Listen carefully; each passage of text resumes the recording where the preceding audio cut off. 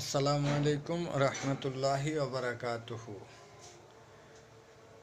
আমরা আমাদেরকে মুসলিম দাবি করি, মুসলমান দাবি করি, কিন্তু আমাদের মধ্যে মুসলমানের বৈশিষ্ট্যগুলো নেই।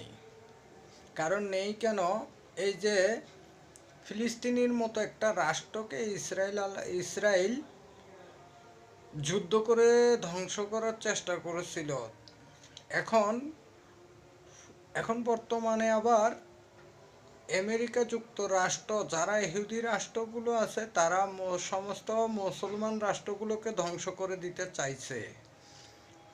আমাদের এত বড় বড় দেশের মধ্যে এত বড় বড় নেতারা থাকতেও তাদের জ্ঞানে কি এই কথাটুকু উঠে না বা বাজে না যে ইহুদি খ্রিস্টানরা সবসময় চাইতেছে যে মুসলিম রাষ্ট্রগুলো ধ্বংস হয়ে যাক।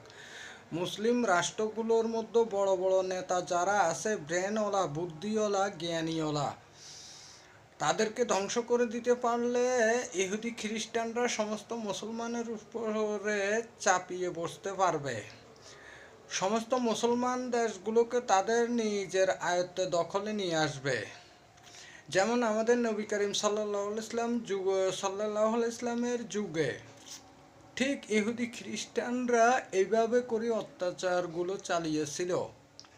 কিন্তু মহান আল্লাহ রব্বুল আলামিন মুসলমানের কাছে আসেল বিদায়, মুসলমানের সহযোগিতায় আসেল বিদায় হজরত মোহাম্মদ সাল্লাল্লাহু আলাইহি ইসলাম, যিনি সকলের নেতা, ওইরকম একজন শক্তিশালী নেতা হিসেবে দাঁড়ানোর মতো যে মানুষগুলো বর্তমানে এখনও বিভিন্ন ইসলামিক ধর্মাবলম্বী দেশগুলোতে আছে, সেই ধর্মাবলম্বী দেশগুলোর নেতাগুলোকে ধ্বংস করে দেওয়ার জন্য ইহুদি খ্রিস্টানরা লেগে আছে।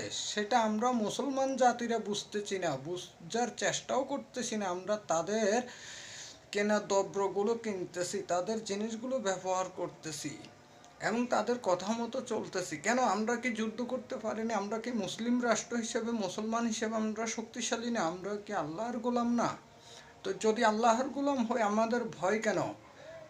এই যে বাংলাদেশ থেকে শুরু করি, বিভিন্ন পাকিস্তান থেকে শুরু করি, সৌদি আরব থেকে শুরু করি, এইভাবে করি আরও অনেকগুলো দেশ আছে। কেন? মুসলিমরা তো শক্তিশালী 10 জন, কারণ তাদের সাথে যখন আল্লাহ আছে, তাদের ভয় কিসের?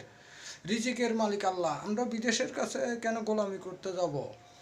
আমেরিকার কথা কেন শুনতে পারবো? আমেরিকার 5 গোলাম কেন হব? আমরা কি চেষ্টা করলে পারি না আমাদের মুসলিম রাষ্ট্রগুলোকে বাঁচানোর জন্য? আমাদের মুসলিম রাষ্ট্রের প্রতি যখন একজন অন্যায়কারী মানুষ যুদ্ধ ঘোষণা করে, তখন আমরাও তো তাদের সাথে যুদ্ধে লেগে যেতে